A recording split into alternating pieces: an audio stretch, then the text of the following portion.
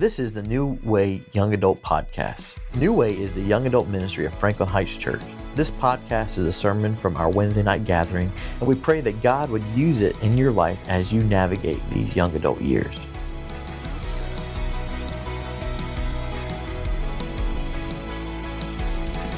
So, like I said, we are in our series, Nothing New, and you have your Bibles.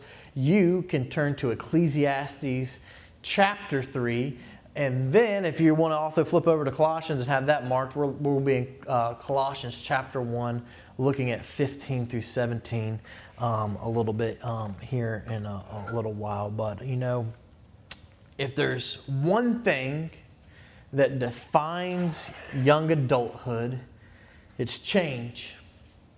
Think about how much has happened in just a few years of your life. You've graduated, maybe you moved away, maybe you started a new career, maybe then you changed careers. You got married, you became a parent, you lost people that you love, friend groups change, churches change, dreams change, and priorities change. And some of you are in a season that you have prayed for your whole life, and others are in seasons that you never wanted. And the truth is about young adult life, it often feels like life is moving at double speed.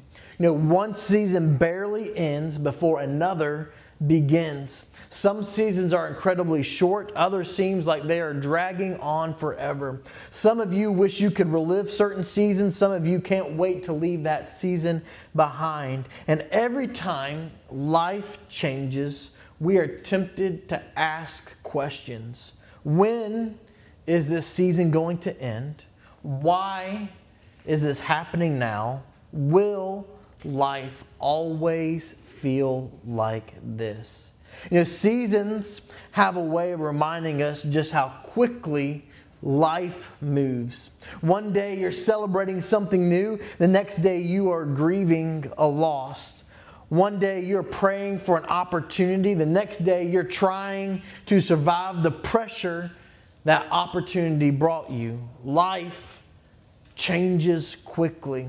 But here is the important thing to remember right here. The season you're in is real, but it isn't your identity. The season that you are in is very real, but it is not your identity. Just because you are in a season of waiting doesn't mean you will always be waiting. Just because you're in a season of grief doesn't mean that grief defines you. Just because you're struggling today doesn't mean you're struggling in the future. Seasons describe where you are. They do not determine who you are. And that is exactly what Solomon wrestles with in Ecclesiastes 3.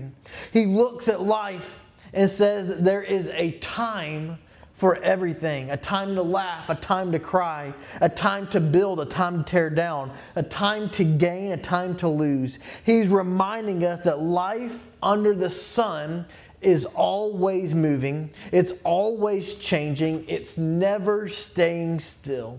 But if all we see under the sun is changing seasons, that can leave us anxious, frustrated, and constantly trying to control what comes next. And that is where Paul will step in. While Solomon describes the reality of changing seasons, Paul points us to the one who never changes. In Colossians 1, he reminds us that while our seasons come and go, this is important for us to understand that Christ remains before all things, is above all things, and is over all things. So tonight, it isn't about learning how to control your season. It's about learning how to keep your eyes on Christ in every season, because your circumstances will change, your timeline will change, your plans will change, but the one holding your future never does. And in this, Solomon gives us 3 observations about life that every generation has experienced. They're not new. They're the same struggles that we face today. But Paul reminds us that while these struggles aren't new, neither is the answers. Christ has and always will be enough. So, in Ecclesiastes 3, just jumping in the first verse, he says this: "For everything there is a season and a time for every matter under the sun." Our first point tonight is this: life doesn't follow your timeline. Life doesn't follow your timeline. That's something that you need to come to terms with tonight, that life is always changing. Life can be relenting at times, but life doesn't follow your timeline. Think about this right here. What do you do when life refuses to follow your timeline? What do you do when life refuses to follow your timeline? You see, the key isn't simply that there are seasons. The key is that you don't get to choose those seasons. That's why the very first verse begins, "For everything there is a season." Notice he doesn't say, "For everything there is your season," or "For everything there is a season when you're finally ready." He simply says, "A season." Life keeps moving whether you're ready or not. And here's the thing: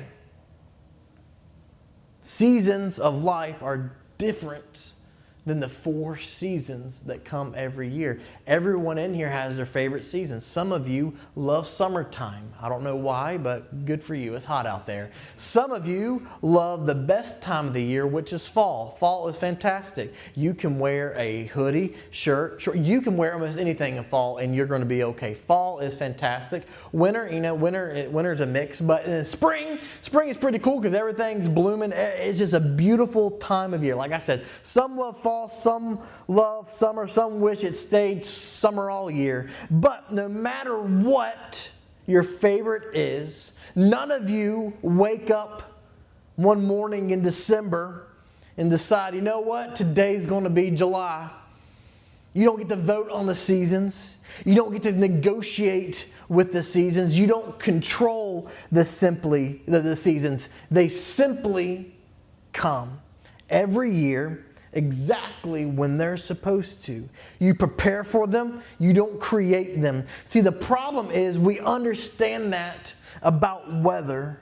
We don't understand that about life because we treat the seasons of life like we should be able to control them. We think, I'll graduate college at this age. I'll get married at this age. I'll have children at this age. I'll buy my house at this age. I'll finally be financially comfortable at this age. I'll find my purpose at this age. I'll stop struggling with anxiety after this. I'll stop grieving after this. We just don't make plans. We decide that we are going to write the timelines. And then we hand those timelines over to God, expecting Him to sign off on them.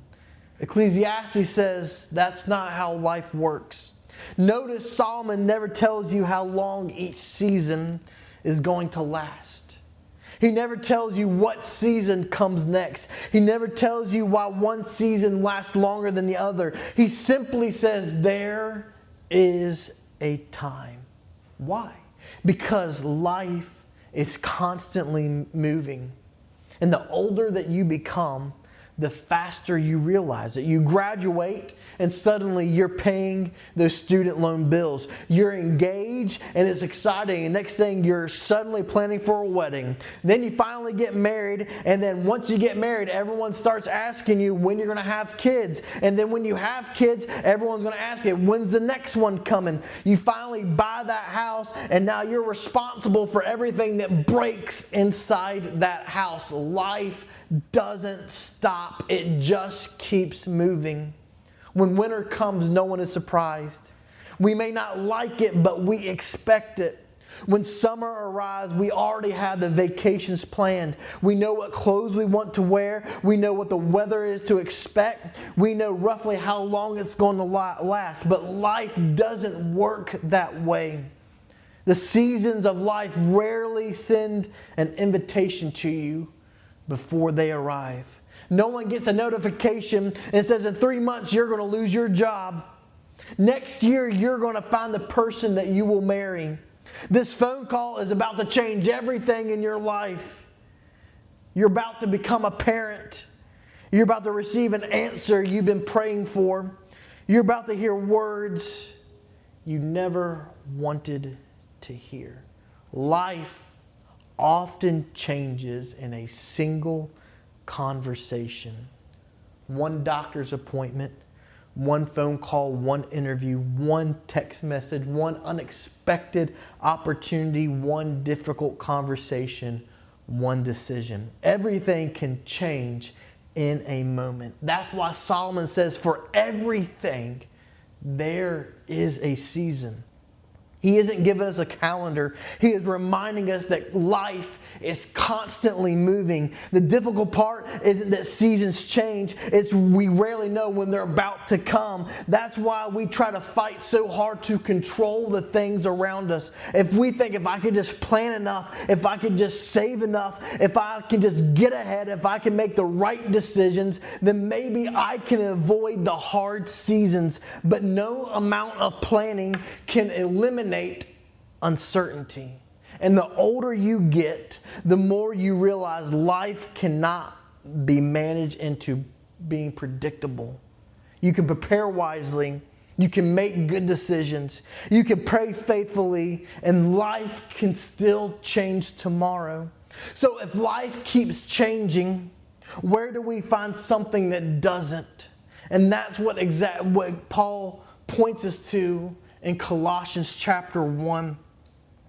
And he says this in 1:15 through 17. He says this, and he's trying to get a light. We're under the sun. He's trying to regain our focus to look at something that's greater. He says, He is, being Jesus, is the image of the invisible God, the firstborn of all creation. For by Him all things were created in heaven and on earth, visible and invisible, whether thrones or dominions or rulers or authority. All things were created through Him and for Him. And He is before all things, and in Him all things hold together. You see what Paul is doing here, he's not pointing us to be better at planning. He is pointing us to a person.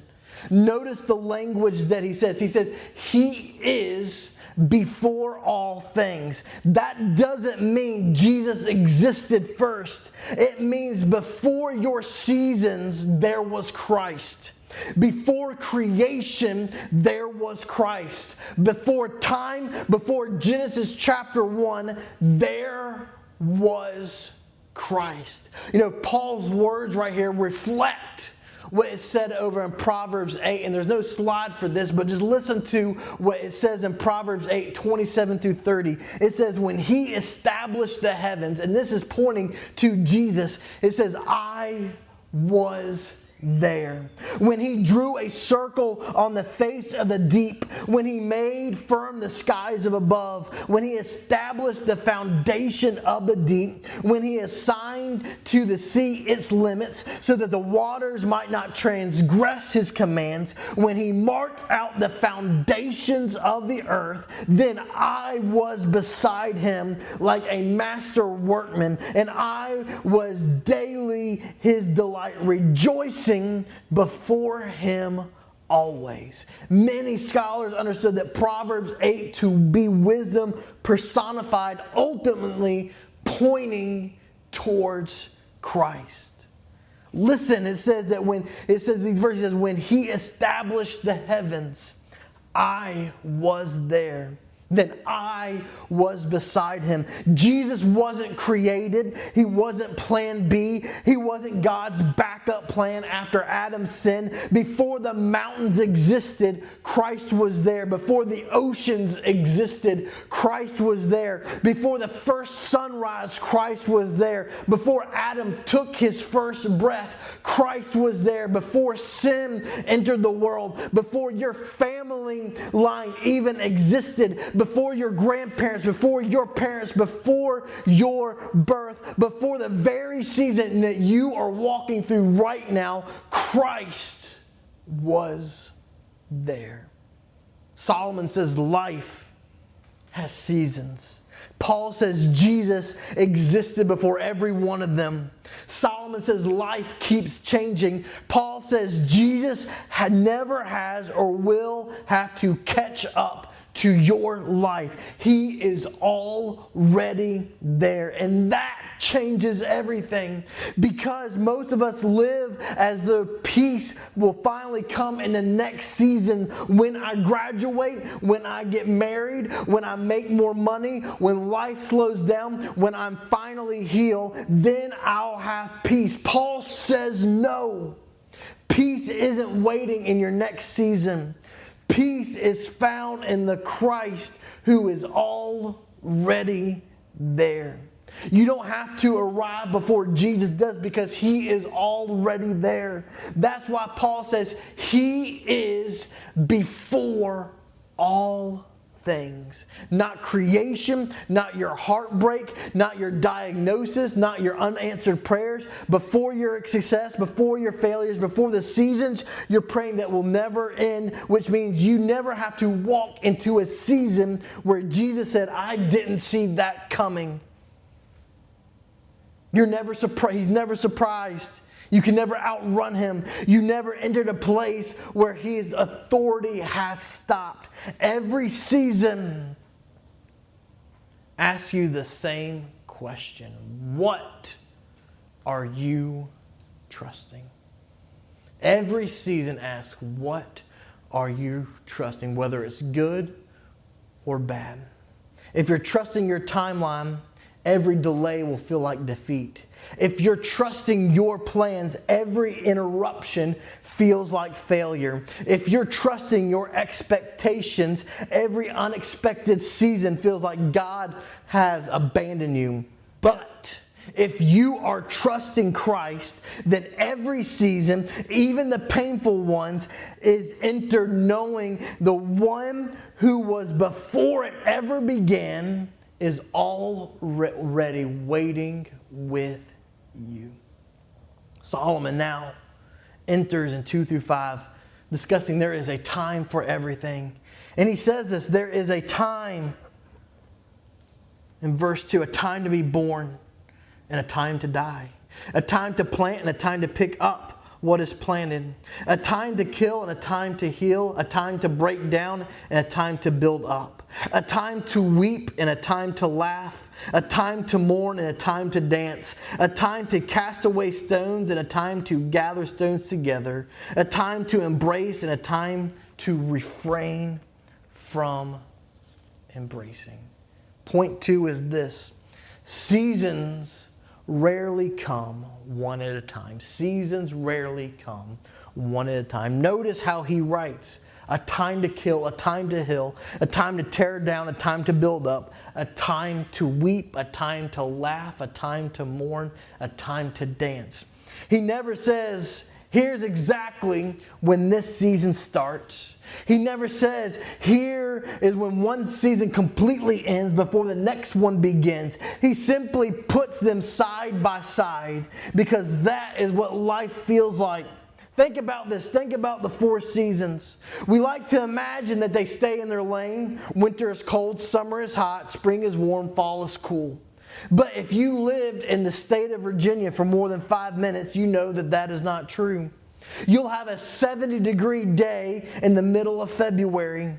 You will wear shorts at some point in December. Spring arrives, flowers are blooming, everything's turning green, and then a late snowstorm comes through and covers it all. Summer starts, and suddenly there's a week where it's barely 65 degrees. The calendar says one thing, but the weather says another. Even the seasons of nature are always clean and predictable. And life is even less predictable. You don't simply move from one season to another like changing pages in a book. They overlap. They interrupt each other. They leave traces behind. Some seasons refuse to let go. Other ones arrive before you're ready. Sometimes life hands you joy and grief all in the same week. You get engaged and then your grandfather suddenly passes away. You graduate, but you still don't know what is next. You finally get that debt paid off, and then your car breaks down. You hold the newborn child while missing someone that they will never meet. You finally feel emotionally healthy, and then old wounds get reopened by one simple conversation. Life isn't divided in good years and bad years. It's much more complicated than that. That's why Solomon doesn't organize these experiences. He simply says, this is life. Some days you'll laugh. Some days you'll cry. Some days you will do both before lunch. That's why Ecclesiastes is so relatable to us. And here's why I think Solomon is teaching. The goal isn't to wait for a season with no pain, because that season doesn't exist. The goal is learning how to faithfully live in the season that you're actually in. Because life under the sun is rarely just one emotion. It's usually several at once. In Colossians 1:16 that we just read, it says, Paul says, for by him all things were created in heaven and on earth, visible and invisible, whether thrones or dominions or rulers or authorities, all things were created through him and for him.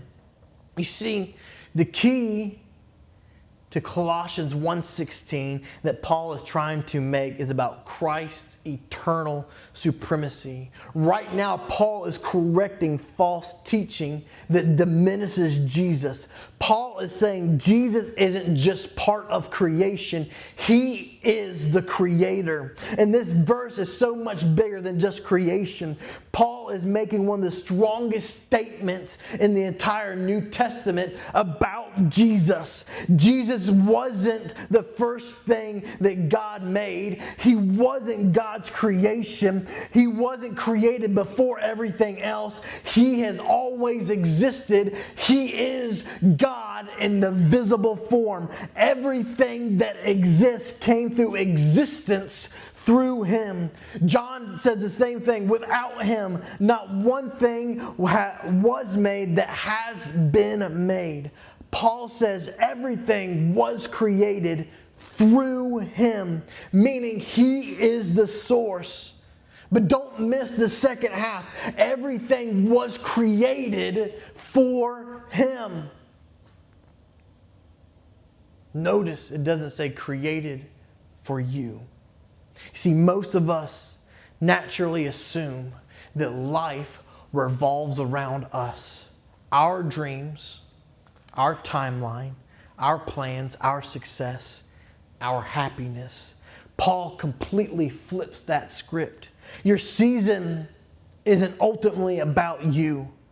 It's about Christ. That doesn't mean that your pain is insignificant. It gives your pain purpose. That doesn't erase your joy. It gives your joy direction. So whether you're in a season of celebrating or in a season of suffering, both ultimately belong to Jesus. So that changes the question. Instead of asking, why is this happening to me? We begin to asking this: how can Christ be honored through me in this season?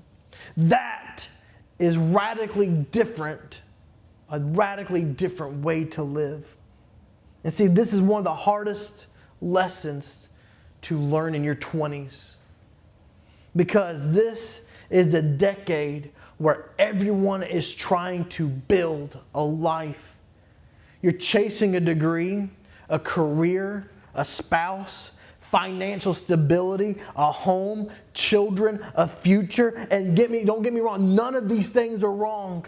But it's easy to begin believing your life exists for those things. Paul reminds us, no, your career exists for Christ. Your marriage exists for Christ. Your singleness exists for Christ. Your success exists for Christ. Even your suffering is not outside His purpose. That means you don't have to waste a difficult season waiting for a better one. You can glorify Christ right now. You don't have to believe that life is on hold until you get married, until you graduate, get promoted, or finally settle down. Because if your life was created through Him and for Him, then every season, whether joyful, painful, or somewhere in between, is a season where Christ can be known, trusted, and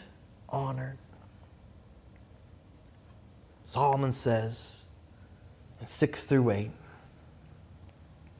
a time to seek, a time to lose, a time to keep and a time to cast away, a time to tear and a time to sow, a time to keep silence and a time to speak, a time to love and a time to hate, a time for war and a time for peace. Point 3 and our final point tonight is this. Don't let a season become your identity. Don't let a season become your identity. I want you to notice something that can be very easily missed in this passage. Notice this. This is so important. If you haven't heard anything else tonight, you have to listen to this. Ready? Notice what Solomon never says. He never says, you are broken. You are grieving. You are a failure. You are abandoned. You are anxious. He says simply, there is a time. That's a big difference because Solomon understands something that we often forget. You have to understand this right here. A season describes where you are. It doesn't define who you are. A season describes where you are. It doesn't define who you are. But that's not naturally how we think. We take temporary experiences and turn them into permanent identities. We lose a job, I'm a failure. A relationship ends, I'll never be enough. We battle anxiety and we just assume that I guess this is who I am. We struggle financially and we assume we'll always be behind. We don't get accepted, so therefore we assume we're not good enough. One mistake, I have ruined my life. One season becomes our identity. And that's exactly what the enemy loves to do. He takes something temporary and convinces you that this is permanent. He takes one thing that you experience and tells you that is who you are. But notice how quickly we stop talking about the seasons that we're in and start talking about ourselves. Instead of saying, I'm walking through loneliness, we say, I'm just lonely. Instead of saying, I'm just in a season of waiting, we say, my life is going nowhere. Instead of I'm grieving, we begin believing I'll never be joyful again. Instead of saying I'm struggling, we begin saying this is just who I am. That is what Solomon is protecting us from. He's reminding us it's just a time. This is not forever. This is a chapter, not the whole story. A season, not your identity. Think about that. No one walks outside in January and says, well, This winter is never going to end because we know seasons change. Yet we convince ourselves that emotional seasons don't. We believe I'll always feel this way. I'll always struggle. I'll always be alone. I'll always be stuck. But Solomon says, no, it's a time. But here's the danger. When you let your season become your identity, you stop believing that change is possible. Why would you seek healing if you believe being broken is who you are? Why would you pursue freedom if you're convinced yourself that you'll always be chained to your past? Why would you trust God with tomorrow if you've already decided today's season is permanent? Identity determines expectations. And if you believe you're permanently defeated, you'll never expect God to work in your life. Paul says in Colossians 15, he said, for 1:50, he says, He is the image of the invisible God, the firstborn of all creations. In other words, if you want to know what God is like, you need to look at Jesus. If you're struggling with your identity, you don't need to look at your seasons. You need to look at Jesus. But here's what I want you to know. If Jesus existed before your season, then your season cannot be the truest thing about yourself. Christ is your heartbreak. Didn't create your identity. Christ is your identity. Your success didn't create your identity. Christ is your depression, your divorce, your addiction, your diagnosis. Those things are not your identity. Christ is. Those things may describe what you experience, but they do not have authority over your life. If Christ is before all things, then Christ gets the final word over all things, not your past. Not your worst season. Tonight, Solomon has reminded us of something we already know. Life moves in seasons. Some seasons are exciting. Some seasons are painful. Some seasons end before we're ready. Others seems to last forever. Some overlap. Some leave scars. Some make absolutely no sense. And if we're honest, most of our frustration isn't because seasons exist. It's because we desperately want to control them. We want to know when they'll begin, when they'll end, when they'll start happening. What is God doing? There is a time.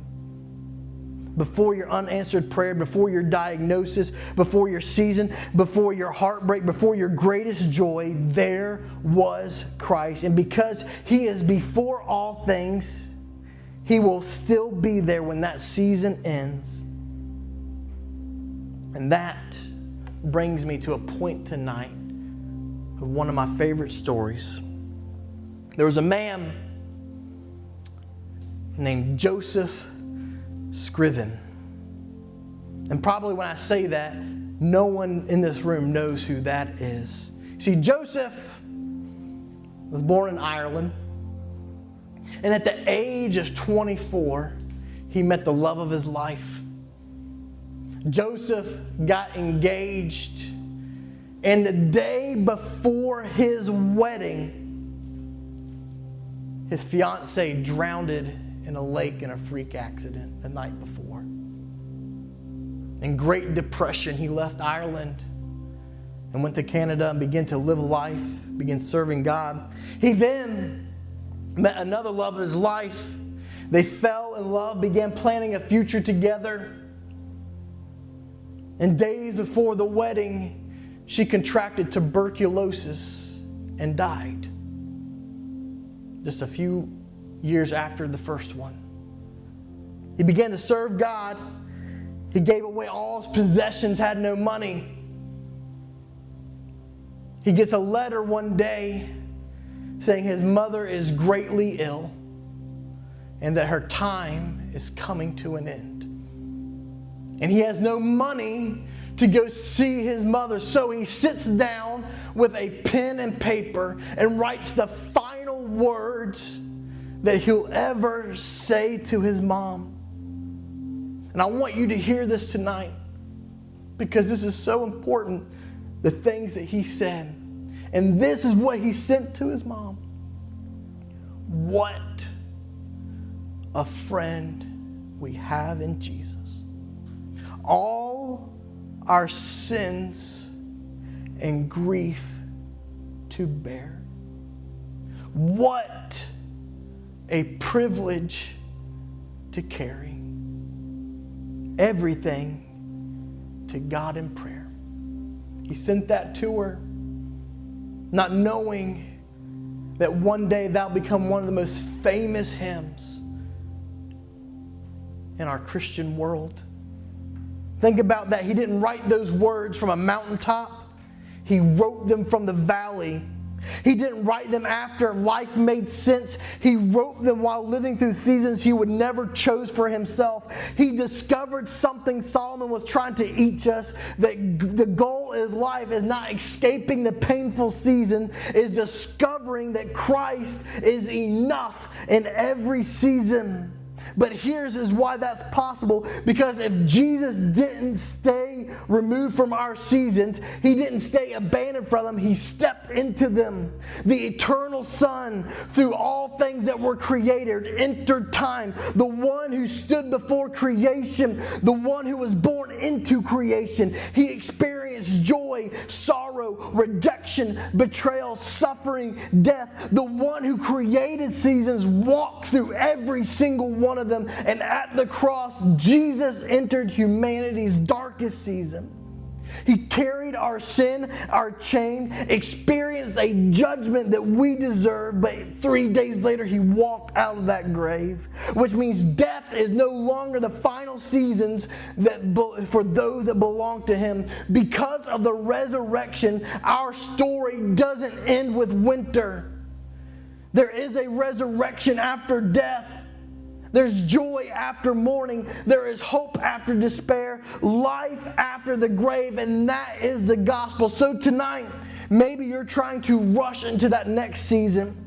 Maybe you're clinging to that last one.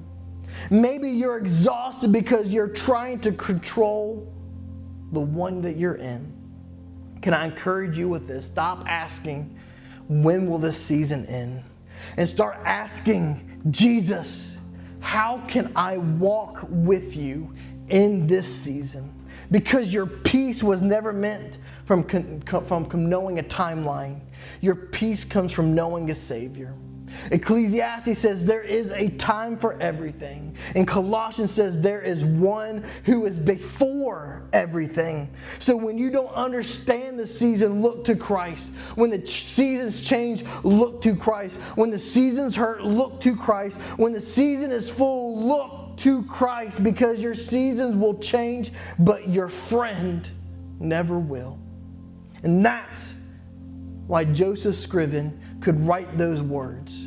Not because life was easy, but he discovered that in every season that he faced, he truly had a friend in Jesus. And so do you.